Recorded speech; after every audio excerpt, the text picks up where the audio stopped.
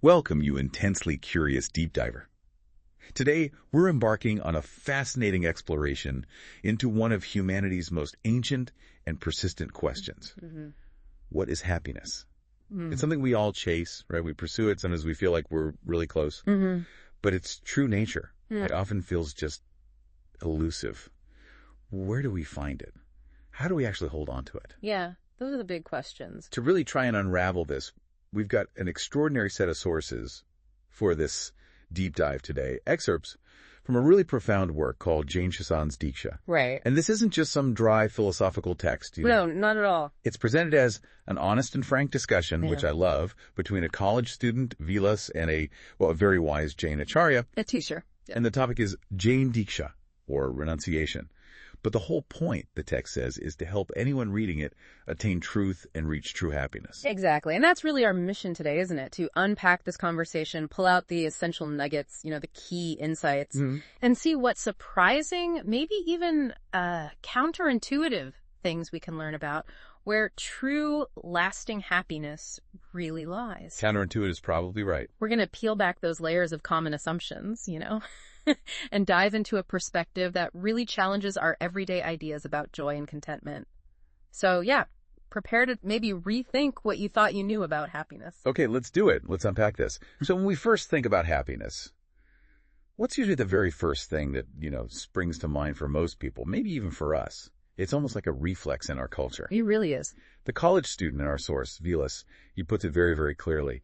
He basically defines success, and therefore happiness, as just fun and enjoyment.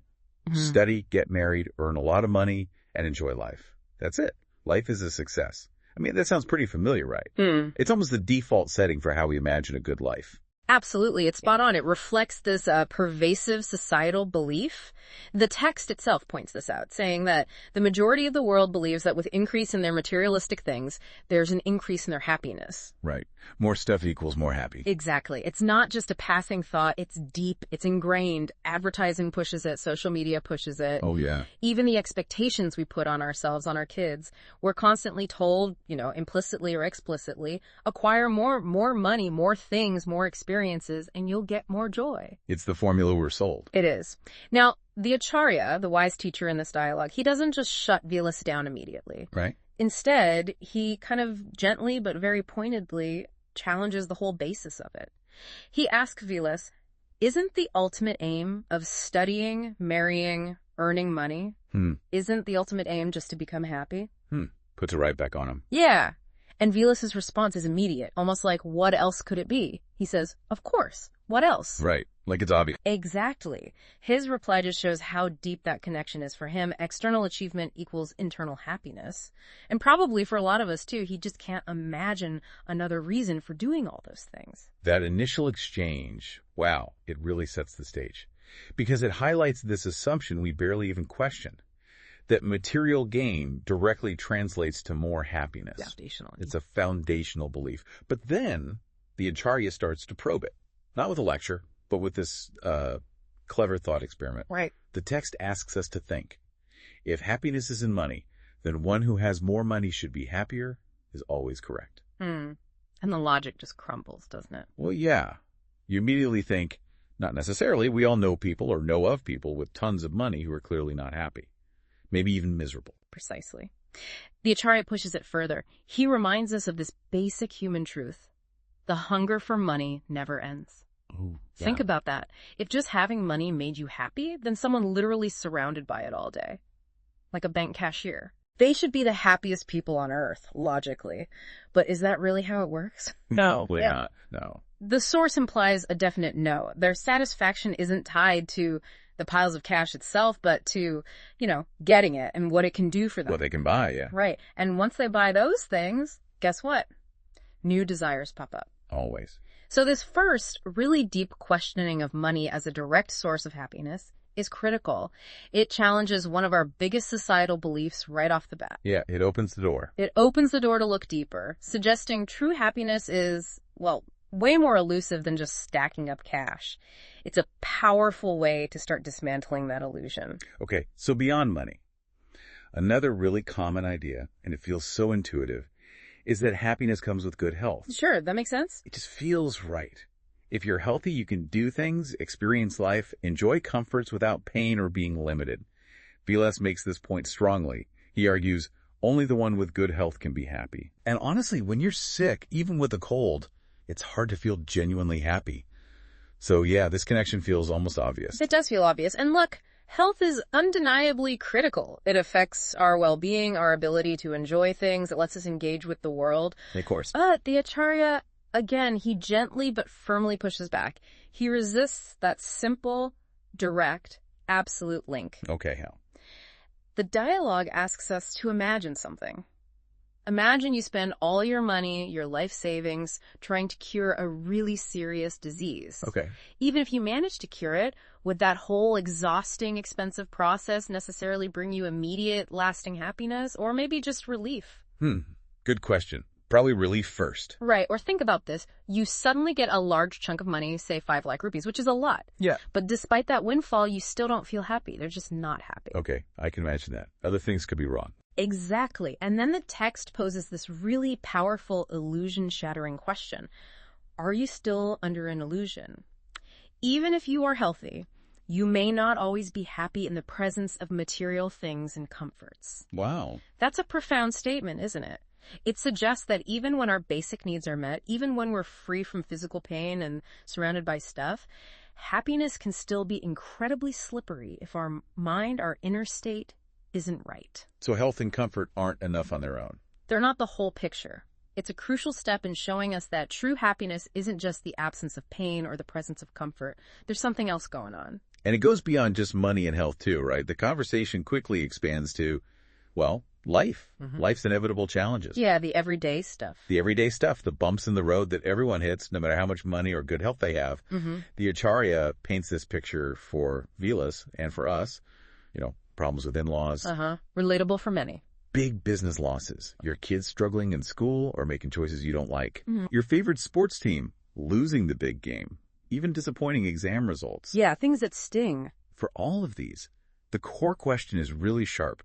Will you still be happy? Exactly. And that list of examples, it highlights this critical, sometimes uncomfortable truth about how our mind will be upset if things outside aren't perfect. Right, if things don't go our way. If they don't go exactly as we wish. It really hammers home the idea that happiness tied to these external things, money, health, family stuff, even a football game, is inherently fleeting. It's totally conditional. Dependent on things we often can't control. Precisely. Our state of mind, our happiness is constantly hostage to the unpredictable world out there. And realizing that really sets the stage for understanding that true happiness must come from something more internal. Something more stable. Something far less vulnerable to, the whims of life. It forces us to look inward. Okay, here's where it got really interesting for me. Personally insightful. The Acharya introduces this idea of preconceived expectations. Ah, yes, expectations. We all have them, don't we? They're like these silent blueprints for how things should be, how life should unfold, what we'll achieve, how people should act. Definitely. So how do these expectations, these hopes, tie into our experience of happiness? Or maybe more often, our unhappiness? Well, according to the text, a huge chunk of our unhappiness, our mental upset, our suffering, comes directly from those expectations not being met. Okay. The Acharya gives examples we can all relate to. That deep disappointment when your son fails his exams, even though you had high hopes, or that nagging feeling when you don't get the exact car or the perfect house you'd pictured. Right. When these desires, these expectations aren't fulfilled, we naturally feel upset, frustrated, maybe even heartbroken. Sure. But Vilas, still thinking conventionally, points out the obvious flip side. He asks, but don't we become happy when our expectations and desires are fulfilled? Which seems logical. You get what you want, you feel good. It's a perfectly fair question. It reflects that common feeling of satisfaction when you achieve a goal. Yeah, it's what drives us a lot of the time. You set a goal, work for it, achieve it, boom, happiness. For a moment, anyway. For a moment, that's the key. The Acharya's response is profound because it challenges that very idea of lasting satisfaction. He says, if you think deeply, you are greatly deluded. Deluded. Wow. Strong word, right. He basically argues that fulfilling desires just inevitably leads to more desires. It's not a finish line. It's this insatiable, escalating hunger. So getting what you want just makes you want something else. This is such a crucial insight in the text, and it really hits home in modern life. The Acharya is crystal clear. expectations never end, and as a result, we never get peace of mind or complete happiness. Never get peace of mind. Think about his example. You hit a goal of making 5,000. Okay, great. But soon you're aiming for 500,000, then 5 million. The goalposts always move. They always move. It's this constant escalation, a perpetual chase. And the text uses this amazing, vivid comparison. It's like chasing a mirage in a desert. Oh, yeah. I get that. You see the water, you run towards it, desperately thirsty, but it's never actually there. It just keeps receding. You expend all that energy for nothing. Exactly. And the text explains that satisfying a desire only brings temporary relief, like a brief pause from the craving itself. Okay, temporary relief. But here's the kicker. The underlying sorrows grow stronger because this constant wanting, this state of always striving, makes us more anxious and tensed, which leads to more mind upset and pain and suffering. So that feeling of happiness when you get what you want, it's just scratching an itch. It feels good for a second, but it immediately gives rise to new itches, often stronger ones.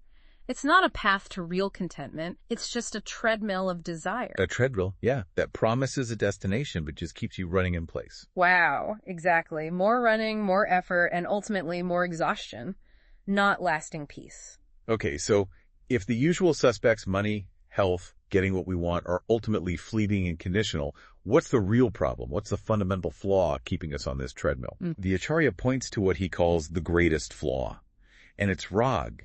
Now, that's not a word we use every day. So what exactly is Raag, and why is it so central to understanding unhappiness from this perspective? Raag. Yeah, it's absolutely fundamental here, and we need to unpack it. The definition given is the tendency to be attached and attracted not only to a person, but also to some object or surrounding. Okay, attachment and attraction. But let's go deeper than that definition. What's really interesting, maybe even tricky about Raag, is how it often disguises itself. It can look like passion or intense liking or even what we call love. Okay. So it's not always negative on the surface. Not always, but it's that intense emotional reliance, that feeling of, I must have this or I cannot live without that. That's what creates the vulnerability. The dependence. Yes. And the text links it directly to unhappiness. An increase in attachment means increase in Raag and subsequent increase in expectations that upsets our mind, eventually making the person unhappy. So the more attached you are, the more expectations you have. Exactly. And we already know where unmet expectations lead. Right back to suffering. So it's not just about liking something. It's about forming this deep emotional bond, this reliance, this craving that then inevitably breeds expectations. Yeah. And unmet expectations equal pain. That really reframes things. It implies our suffering isn't inherently caused by the event, the loss, the disappointment, but by our emotional connection to it, our Raag. Precisely. That's the core insight. Let's take that car example the Acharya uses. Yeah. It's so relatable. You buy a new car, you're thrilled. So much joy, pride.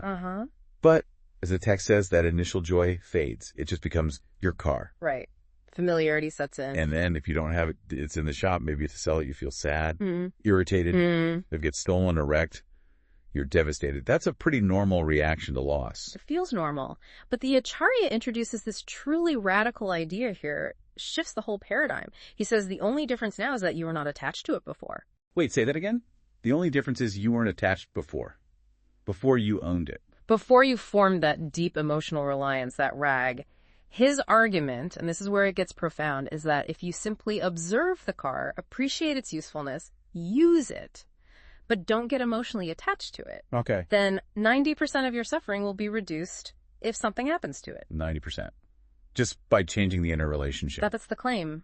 It challenges our deep belief that pain comes directly from the loss, that the external event is the cause of distress. Right. Car gone and pain. But this perspective says no. Our suffering isn't caused by the car being gone, but by our emotional investment, our Raag in that car. The loss hurts only because we were attached. What? There's no attachment, there's no expectation tied to it always being there, and therefore no sorrow when circumstances change and it's gone. So freedom from attachment is freedom from suffering. That is the foundational principle here for understanding true undisturbed happiness. It lies in that freedom. That's a lot to take in.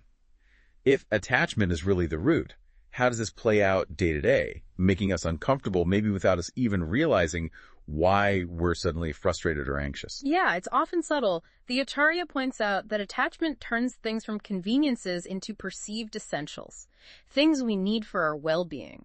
Okay, like what? Think about electricity today. Our dependence is huge. A power cut, even a short one. Oh, chaos, panic. Right. Widespread anxiety, frustration. Modern life grinds to a halt.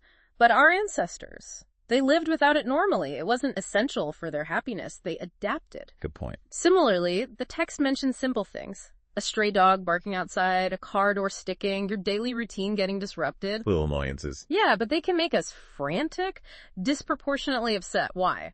Not just the inconvenience. It's because we're attached to things running smoothly, to a certain order. Any deviation triggers this internal discomfort born from that dependency. So it's not just about big things like cars or money. It's countless little things we get used to, depend on, and their absence rattles us. Exactly. And this deep discomfort of dependency is illustrated with this really stark comparison in the source. Someone in an ICU versus a visitor. Okay. The person in the ICU, they might be surrounded by amenities, comfy bed, TV, nurses attending to every need. Right. Seemingly comfortable. Yet the text says they are unhappy. Why? Why? Lack of freedom. Because, the Acharya explains, they are dependent on somebody else for almost everything.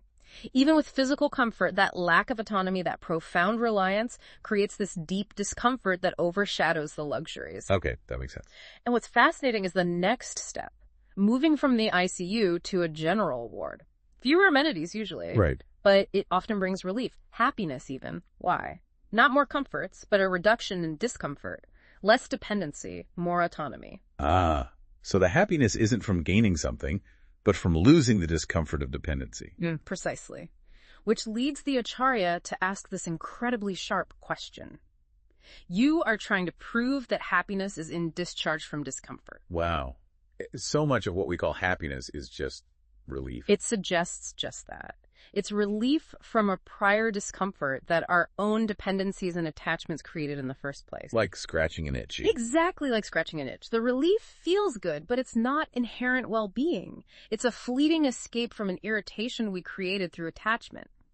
Even the example of millionaires going for morning walks for physical health and well-being fits this. Despite all their wealth and comfort, they still seek something else to feel good, to feel well. They're seeking relief from some underlying discomfort wealth can't fix. It points to this constant human quest for relief from discomforts that money alone can't touch. True happiness isn't just accumulating comfort, it's maybe eliminating the very need for constant relief. Hey, this is deep. So if attachment and dependency create discomfort and suffering, we need to understand what drives these attachments. The source says clearly, flaws cause suffering and virtues bring happiness. Yes, a core principle. What are these flaws or vices that the Acharya identifies as the true source of our unhappiness? It feels like we're getting to the absolute root now. You're right. This is the core diagnosis, and the text is very explicit. The Acharya names these fundamental flaws, these internal impurities: attachment, hate, lust, ego, jealousy, greed, ignorance, and others. Wow, quite a list. It is. And these aren't just minor personality quirks. They're described as the very things that give rise to new desires and wishes. They're the internal engines driving that treadmill of wanting more, seeking external fulfillment, external validation. And they fuel the desires. They fuel the desires. Yeah. And here's the crucial, perhaps counterintuitive insight. Fulfilling a desire might bring that fleeting, temporary happiness, that momentary relief like water when you're thirsty. Yeah. But the text warns, sorrows grow stronger as a result. Wait, fulfilling the desire makes sorrow stronger. How? Because these vices push us into that endless cycle of wanting and disappointment. You satisfy one desire, feed the underlying vice, and another, often stronger desire immediately popped up. The vices themselves get stronger each time we indulge them. It's like feeding an addiction. Exactly. It's an addiction to craving itself. That's a really stark warning. That doing what feels good momentarily actually strengthens the thing, making us unhappy long term. It is. And the Acharya uses this vivid medical analogy to make it crystal clear. He asks us to imagine having a fever, say 101 degrees. It brings pain, discomfort. Right. You take a capsule.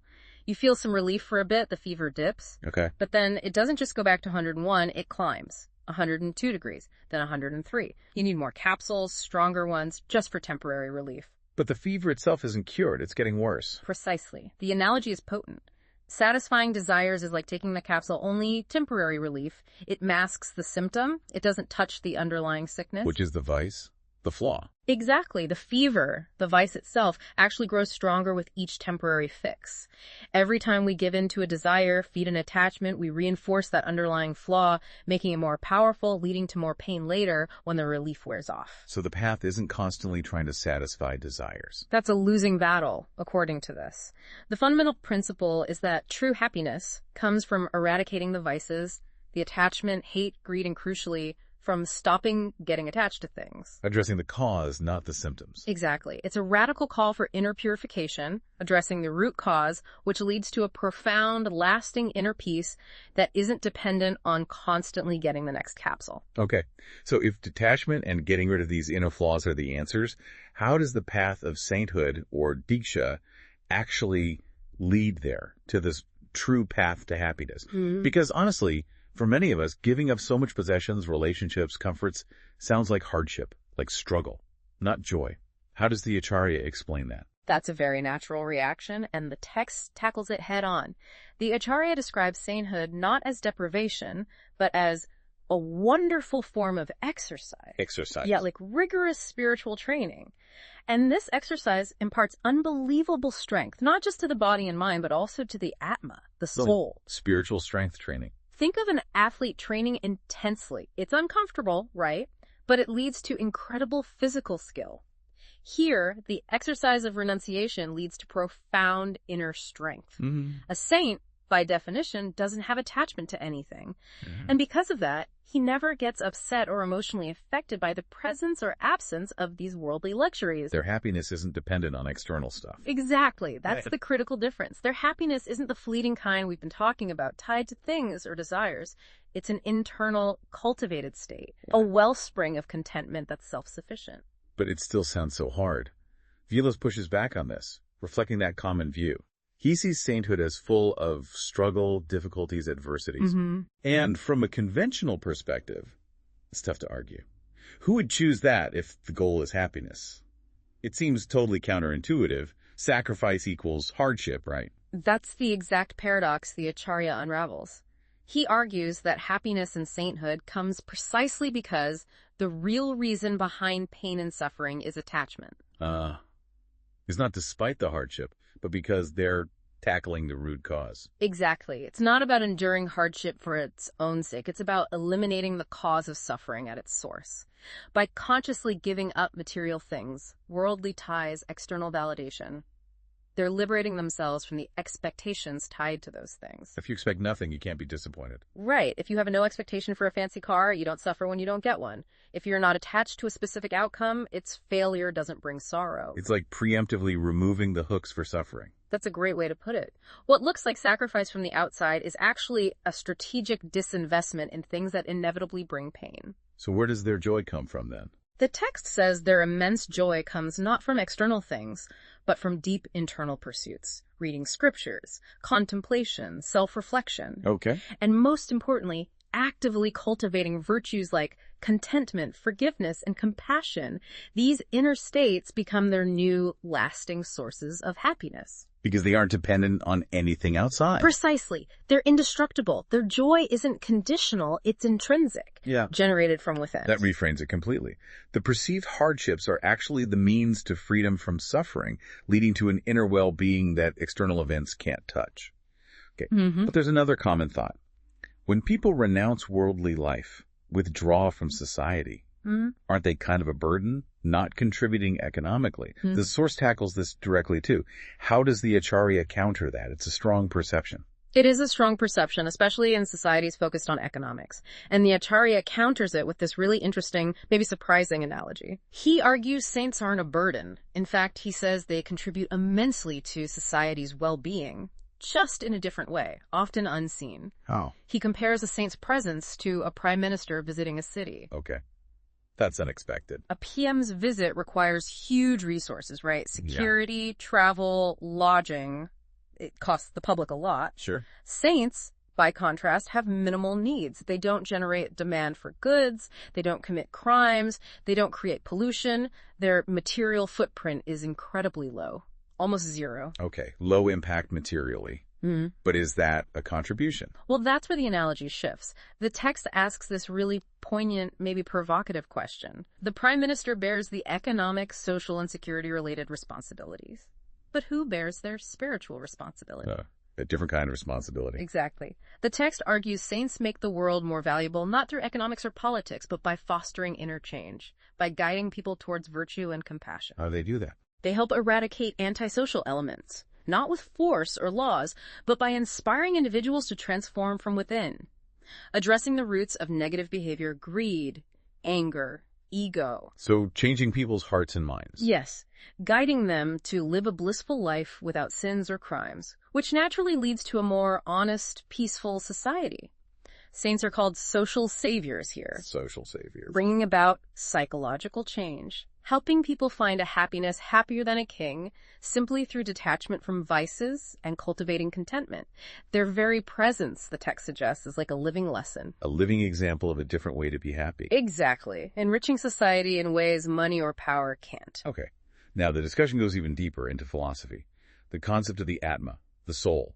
Why is understanding the soul, from this Jain view, crucial for grasping true happiness? It seems to take it beyond just this life. It absolutely does. It expands the whole time frame. The Acharya asserts the Atma exists. It's that fundamental conscious entity that leaves the body at death. He directly challenges the idea that consciousness is just a byproduct of the body's physical stuff, the brain chemical. The materialist view. Right. He argues if consciousness was just biology, why can't scientists inject blood or vitamins into a dying person and stop death? Or recreate consciousness? They can't. Good point. So this leads him to a critical principle for understanding truth, one that shifts how we think about knowing things. The main principle is not believe only what you see, but instead it is believe what you feel. Believe what you feel, not just see. Yeah. It values internal knowing, intuition, alongside sensory perception. It's a big shift for many. And the text offers some evidence for this invisible Atma, pointing to differences between twins. That's right. It points to those observable differences in character, intelligence, habits, even between twins from the same parents, same genes, often same environment. Why are they so different if everything material is so similar? Good question. According to the text, these inherent differences are strong evidence for an indestructible Atma, a soul, carrying influences, karmic traces from past lives. So it connects to past lives. Exactly. It introduces this much larger context. Our current life isn't isolated, it's part of a continuum. Which means? Which suggests true happiness isn't just a project for this life, this limited physical span. It's a timeless journey for the soul, across lifetimes. Wow. The discussion really urges us, don't just focus on this life, but also think about what will happen to your soul in your future life. So the pursuit of happiness becomes an eternal thing. Yes. It emphasizes this eternal dimension, linking our actions now, our attachments, our efforts to cultivate virtue directly to the soul's ultimate enduring destiny. It completely reframes happiness as an enduring state tied to the soul's purification and liberation, way beyond the limits of one lifetime. Okay, let's shift gears slightly. We need to touch on a potentially sensitive area the source addresses. Children taking up sainthood. Right. That often raises eyebrows. Especially in a world that pushes conventional education and a materialistic future for kids. How does the Acharya handle this? And what does it tell us about real happiness in this context? It challenges a lot of modern norms. It certainly does, and it's complex. The text clarifies, Jainism allows kids under 16 to take Diksha, but, and this is crucial, only after getting permission from his parents or guardians who are mature enough to think about his future. So parental consent is key. It's not forced. Consent is essential. It's not coercion.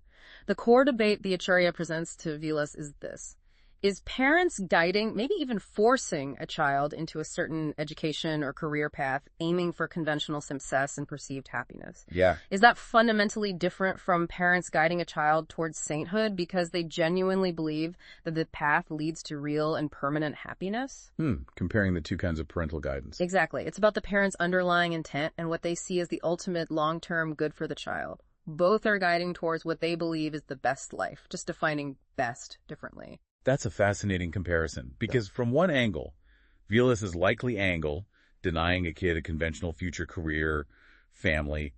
Stuff looks like snatching basic rights. That's the common reaction. But the Acharya seems to flip that. He suggests it's about figuring out what brings true, lasting happiness, not just what society currently values or what gives temporary pleasure. Precisely. He challenges the assumption that the worldly material path is automatically the right or only path, or even the best path for the child's whole existence, including future lives. So it's about prioritizing a different kind of happiness. Yes. What brings true happiness, that lasting internal state. The text argues that a child taught valuable lessons from his early childhood, detachment, contentment, inner peace, can become profoundly happy through spiritual discipline, even from a young age. Even kids. It argues that renouncing carnal desires, even simple things like attachment to toys or dependence on parents, can be achieved by children with sincere efforts. So, this perspective sees guiding a child towards sainthood with consent and understanding, not as deprivation, but as potentially offering a path to lasting happiness early on, freeing them from that cycle of desire and suffering before it gets deeply rooted. A different kind of upbringing aimed at a different kind of joy. Okay. One last area, which feels surprisingly relevant today, environmental impact. Ah, yes, sustainability. It's a huge concern globally. Does this ancient practice of sainthood offer any insights into sustainable living? It seems like an odd connection at first. It's actually a remarkably clear connection and very relevant. The text shows how the practical application of detachment, that core Jain principle, naturally leads to an inherently non-polluting life. Really? How so? It details loads of specific ways. Saints don't use cars or any transport needing fuel, zero emissions there. Right. They avoid electronics, plastic products, no non-biodegradable waste. They are extremely careful with water use, incredible resource conservation. They don't own farms, avoiding agricultural pollution. They don't consume things like tobacco or Panan masala, avoiding substances that cause pollution in production or disposal. That's a remarkably comprehensive list of eco-friendly practices. And it's driven by their spiritual path, not primarily environmentalism. Exactly. Their path to happiness through detachment just happens to align perfectly with a deeply sustainable lifestyle. It's almost a byproduct. The text lists even more, right? Yeah. Minimal food waste, not bathing, focusing on internal cleanliness. It's such a stark contrast to modern life. It really is. Their spiritual principles directly lead to profound ecological stewardship. So the text asks that question. Yeah, it poses the question explicitly, who causes least amount of environmental pollution? And the answer, based on their described lifestyle, is undeniably the saints. Their whole existence, driven by non-attachment, non-violence, minimal consumption, naturally results in this harmonious relationship with nature. So detachment, key to happiness, also leads to being environmentally responsible. It shows that inner transformation, less craving, more self-sufficiency, can have huge positive external effects. It's a profound, if radical, model for sustainable living. A reminder that inner freedom often manifests as outer responsibility. So after all this, what does it mean for us? We've gone from common ideas of happiness, money, health, getting what you want, to this radically different view based on detachment, inner work. Absolutely. This deep dive really highlighted that Jain principle. Flaws cause suffering and virtues bring happiness. We've seen how true, lasting happiness in this view isn't about getting more, but about letting go. Letting go of attachment. Letting go of attachment, conquering those inner vices, greed, ego, hate, and finding an inner peace that external conditions just can't touch. A peace that doesn't depend on anything outside. Not the car, not the health, not what others think. Exactly. It's not a state of having things, but a profound, liberating state of being. The publisher's wish in the source material was really beautiful. May you all attain truth and reach true happiness and become free from sorrow forever. A powerful aspiration. And maybe that's the ultimate takeaway here. It's a bold vision, unshakable, eternal happiness. So, as you, our listener, reflect on this, maybe consider, what small attachment, what subtle dependency in your own life could you start to just observe today? Yeah. Maybe it's not something obvious, but what little thing might be, subtly holding back your deepest sense of peace, your true unconditioned joy? Indeed.